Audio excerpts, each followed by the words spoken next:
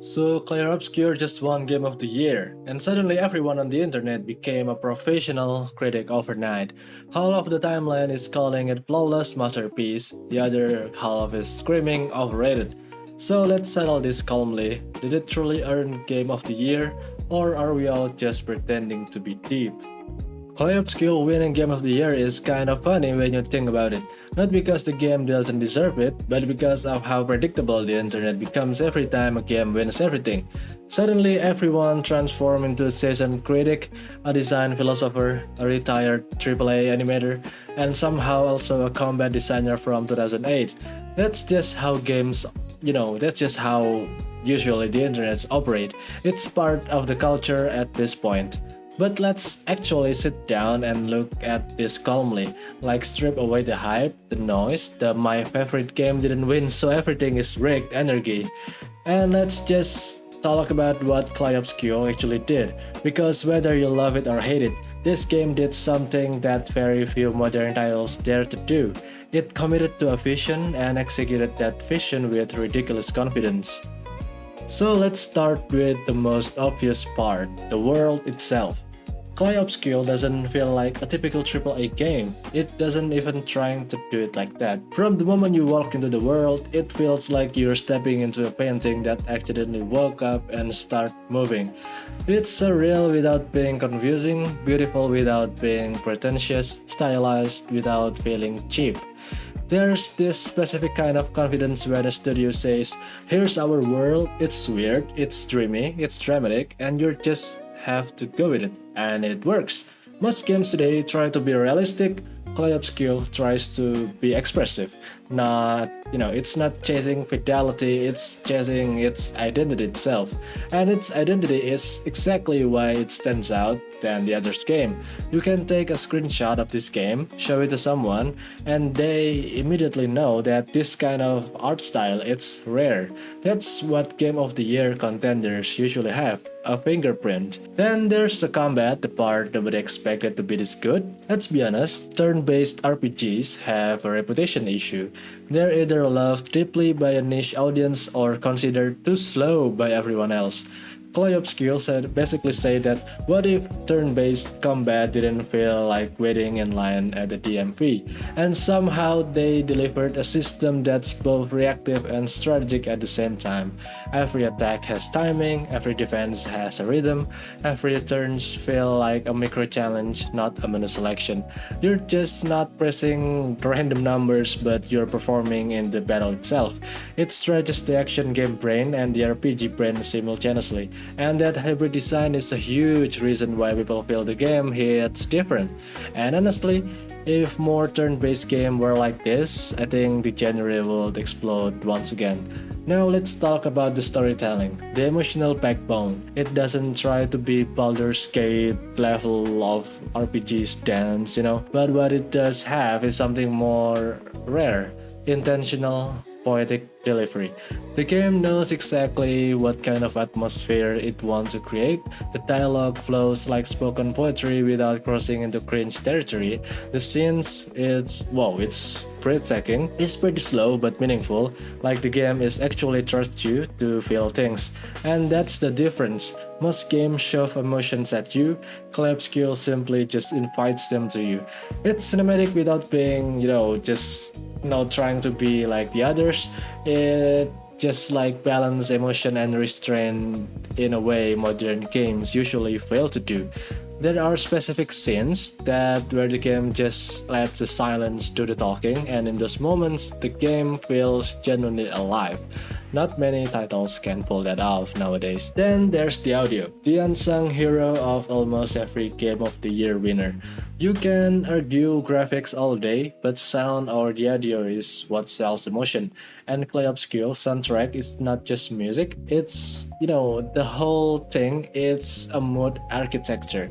Every track feels like it's pulling you deeper into this dreamlike world. The mix, the instrument, the vocal direction, everything elevates the surreal tone the game aims for. There's a reason it won again Best Audio in so many categories. It sounds like one too, it has soul in the sounds. But okay, we need to be fair now. Let's talk about flaws. Because no game is perfect, obviously, and Clair Obscur definitely isn't.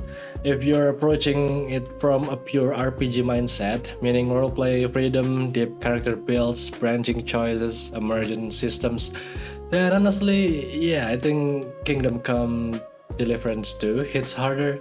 Kingdom Come, okay, let's just say KCD 2 lets you exist in this world, and Clair Obscur lets you experience its story. Those are two different design philosophies in my opinion. In Clair Obscur, you build variety is limited, player agency is minimal, quest structure is linear, roleplay is aesthetic, not systemic like you got on KCD2. Does that make it bad? Not at all, but it does make it less of an RPG compared to KCD2 obviously. So if your expectation was deep role-playing sandbox, you're not getting that here, and that's where a lot of the overrated complaints come from. Not from the actual flaws from the game itself, but from the mismatched expectations. People expecting things like Skyrim choices, they got a tightly directed narrative opera.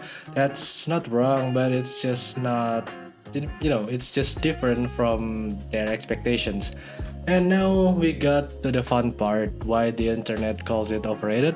It's just like I said it before, it's not because the game is bad, it's not even because the game is overhyped, it's because the game, obviously, there's no game that can please everyone, but Game of the Year winners are expected to. Clair Obscur is divisive because it takes risk, stylized visuals, not everyone's love this kind of style, and of course, turn-based hybrid combat, not everyone wants that also. But here's the paradox. Game that played safe, in my opinion, never win Game of the Year.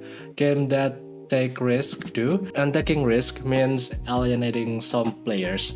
So yes, it's overrated to the people who weren't its audience, and yes, it's absolutely Game of the Year level to people like me, who like this kind of game. Both can be true at the same time. So where does that leave us? Clair Obscur isn't the deepest RPG ever made, it's not the most mechanically complex, but yeah, for some people they are saying it like that, but for me it's just casual. It's not the most open-ended, not the most, customizable, but it is what it is. It's unified, cohesive, a game with a clear identity, executed almost flawlessly from start to finish. It's visually distinct and mechanically I love it, and from the emotional aspect I also love it, and from the artistic side of view it's good, I like it. You don't have to love everything in this game to acknowledge that. And if we're being honest, game like this is, the ones that dare to do something different are the ones that usually deserve the spotlight on the gamers. So, in the end of the day, Clair Obscur winning Game of the Year isn't really about whether everyone agrees or not, because no game has ever achieved that, and nothing in this world ever will. Game of the Year has never been a universal truth, it's just a snapshot of what pushed the industry forward this year. And like it or not, Clair Obscur did exactly that. You don't have to think it's perfect game, you don't even have to love it, love every aspect of this game. But you cannot deny that it tried something bold, and actually pull it off. Sure, if you're talking pure RPG depth, KCD2 still win, in my opinion. But Game of the Year isn't about who has the biggest skill tree or the most sliders in character creation. It's about which game leaves mark, in the heart of their gamers. So maybe the real question isn't whether Clair Obscur deserved Game of the Year, but whether any of us were actually ready for a game this confident, in the future. Okay, I've been talking for too long. I think that's all from me today. See you guys in the next video. Bye bye.